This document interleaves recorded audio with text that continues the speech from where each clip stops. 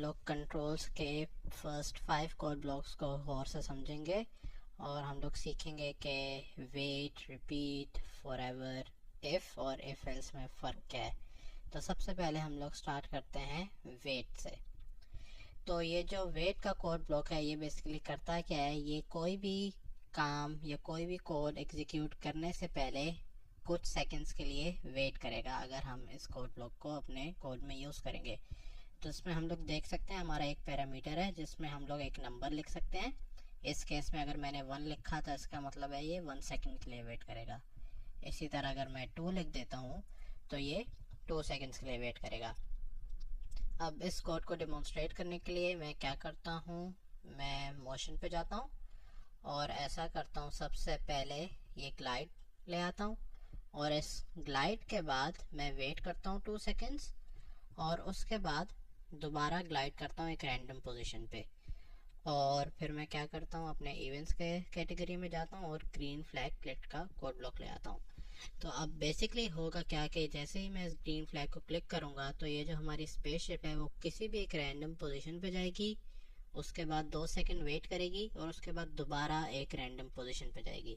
तो अब मैं इसे रन करता हूँ तो हमने देखा कि अब ये 2 सेकंड के लिए वेट कर रही है और अब ये दोबारा उसने ग्लाइड किया। इसी तरह अगर मैं इसे दोबारा रन करूं तो ये पहले फर्स्ट ग्लाइड है, अब ये 2 सेकंड वेट कर रहा है और अब ये हमारा सेकंड ग्लाइड है। पर अगर मैं लेट्स से इस वेट ब्लॉक को हटा देता हूं और मैं सिंपली 2 ग्लाइड यूज़ करता हूं तो हम लोग देखेंगे कि ये पहला है और अब ये दूसरा ग्लाइड है। तो हमने बेसिकली देखा कि ये वेट ब्लॉक थोड़ी देर के लिए वेट करता है हमारे अगले कोड ब्लॉक को रन करने के लिए। तो अब हम अपना अगला कोड ब्लॉक देखते हैं जो कि है रिपीट का।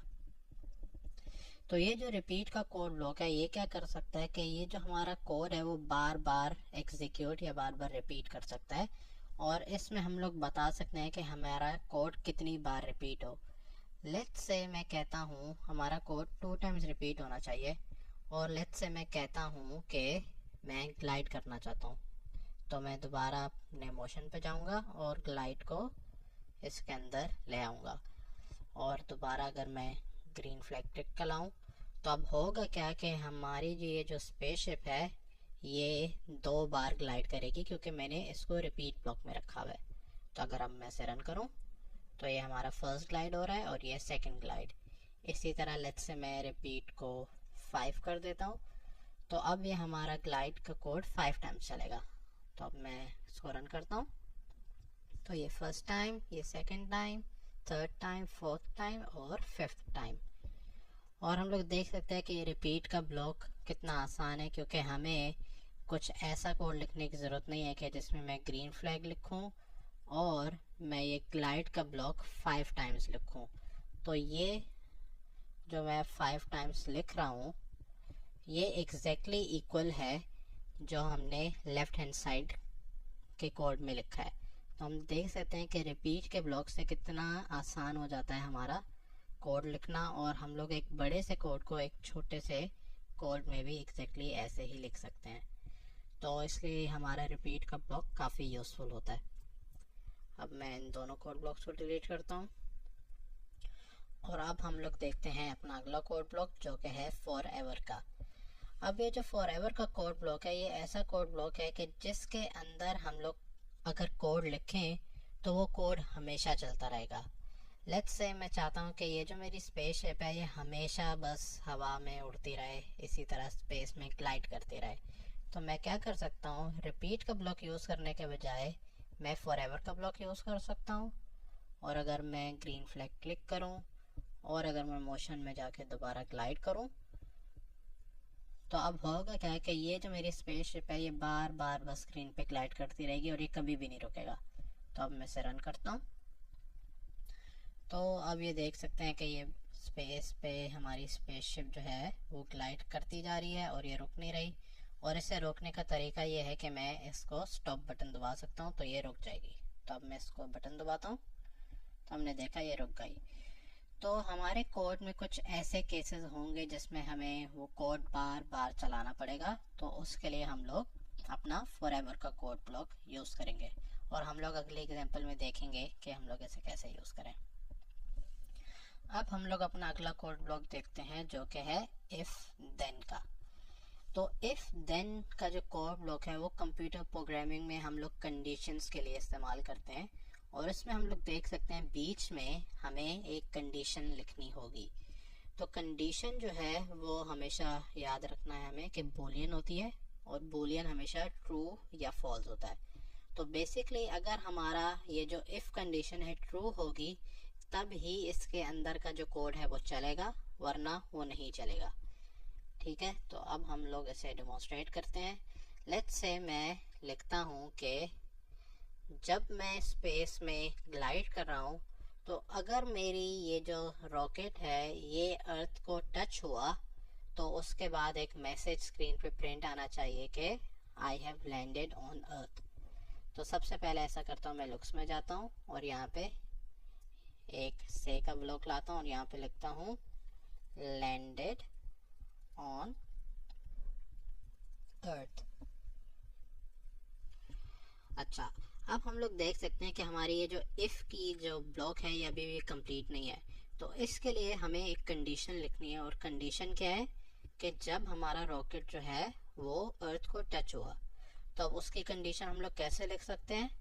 हम लोग सेंसिंग पे जाएंगे और हम लोग इस सेंसिंग के ब्लॉक को डिटेल में देखेंगे, बट अभी के लिए मैं क्या करता हूँ, ये टचिंग का कोड ब्लॉक लाता हूँ और ये इस इफ कंडीशन के अंदर लिख देता हूँ।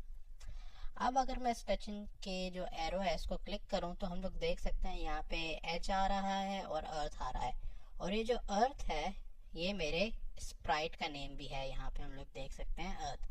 तो मैं इसे सेलेक्ट करूँगा।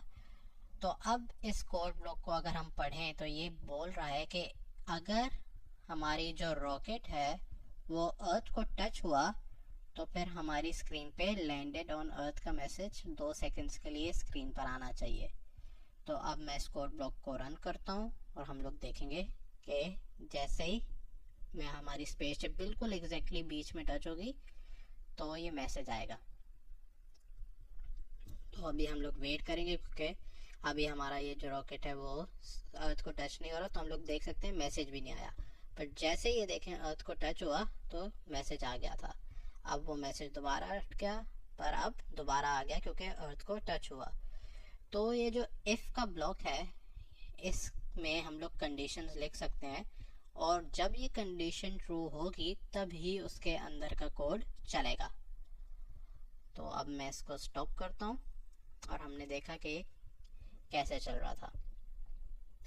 अगर मैं अपना अगला कोड ब्लॉक देखूँ जो कि है इफ देन एल्स का, तो ये कोड ब्लॉक भी काफ़ी सिमिलर है इफ के, बट फ़र्क ये है कि इसमें हम लोग फॉल्स कंडीशन पे भी कोड लिख सकते हैं। अगर मैं इसको साइड बाय साइड रखूँ तो हम लोग देख सकते हैं इफ में खाली ट्रू कंडीशन चलेगी, पर इफ एल्स में हम लोग एल्स के पार्ट में फॉल्स कंडीशन भी चला सकते हैं। लेट्स से अगर इफ की कंडीशन ट्रू नहीं होती तो हमारा एल्स का ब्लॉक चलेगा। तो लेट्स से मैं एक सिनेरियो क्रिएट करता हूँ कि जब मैं स्पेस में ऐसे ही उड़ रहा हूँ तो हमारी स्क्रीन पे मैसेज आए वी आर फ्लाइंग, पर अर्थ को जैसे ही टच हो तो ये लैंडेड और अर्थ का मैसेज ही आना चाहिए। तो मैं क्या करता हूँ, ये टचिंग जो है वो इसके अंदर ही लिख देता हूँ और मैं इस इफ देन को डिलीट कर देता हूँ और पहले कोड ब्लॉक पे यही लिख देता हूँ। और मैं क्या करता हूँ, इसी तरह लुक्स पे जाऊँ और मैं यहाँ पे से का ब्लॉक लिख देता हूँ, और ऐसा करता हूँ मैं ऊपर भी से का ब्लॉक लिख देता हूँ, और यहाँ पे मैं लिखता हूँ लैंडेड ऑन अर्थ, और दूसरे में लिखता हूँ वी आर फ्लाइंग। और अब मैं इस पुराने इफ को डिलीट कर देता हूँ और नया इफ ब्लॉक ले आया। तो अब अगर हम इस कोड ब्लॉक को पढ़ें तो ये कहेगा क्या कि अगर अर्थ को टच हुआ तो स्क्रीन पे मैसेज आना चाहिए लैंडेड ऑन अर्थ, और अगर टच नहीं हो रहा तो वी आर फ्लाइंग का मैसेज आना चाहिए। तो अब मैं इसे रन करता हूँ। तो इस टाइम हम देख सकते हैं क्योंकि हम लोग अर्थ को टच नहीं कर रहे तो वी आर फ्लाइंग का मैसेज आ रहा है, बट जैसे हम लोग अर्थ को टच करेंगे तो ये हमारा मैसेज चेंज हो जाएगा। तो अब ज़रा वेट करते हैं कि ये कब अर्थ को टच करता है। और अभी भी ये वी आर फ्लाइंग का मैसेज आ रहा है क्योंकि ये एल्स पार्ट पे ही जा रहा है। थोड़ा सा और वेट करते हैं और ये देखें लैंडेड ऑन अर्थ का मैसेज आ गया क्योंकि अर्थ को इसने टच किया। तो अब ये देखें दोबारा टच किया और अब दोबारा वी आर फ्लाइंग का मैसेज आ गया। तो हम लोग देख सकते हैं कि जैसे ही वो अर्थ को टच करता है तो ये हमारा मैसेज चेंज हो गया और अब दोबारा वी आर फ्लाइंग का मैसेज आ गया। तो इसी तरह हम लोग देख सकते हैं कि जो इफ एल्स का ब्लॉक है उसमें हम लोग फॉल्स कंडीशन भी लिख सकते हैं, बट जो इफ का ब्लॉक है या इफ का जो कोड ब्लॉक है उसमें हम लोग सिर्फ जब हमारी कंडीशन ट्रू होगी सिर्फ उसी का कोड ब्लॉक लिख सकते हैं। तो आज के ट्यूटोरियल में बस इतना ही। नेक्स्ट ट्यूटोरियल में हम लोग और भी जो कंट्रोल्स के कोड ब्लॉक हैं उनको गौर से पढ़ेंगे। अगर आपको इन कोड ब्लॉक्स की समझ नहीं आई तो कमेंट करें और मैं जल्द से जल्द रिप्लाई करने की कोशिश करूँगा। और आपको अगर ये चैनल पसंद है तो सब्सक्राइब करें। Thank you.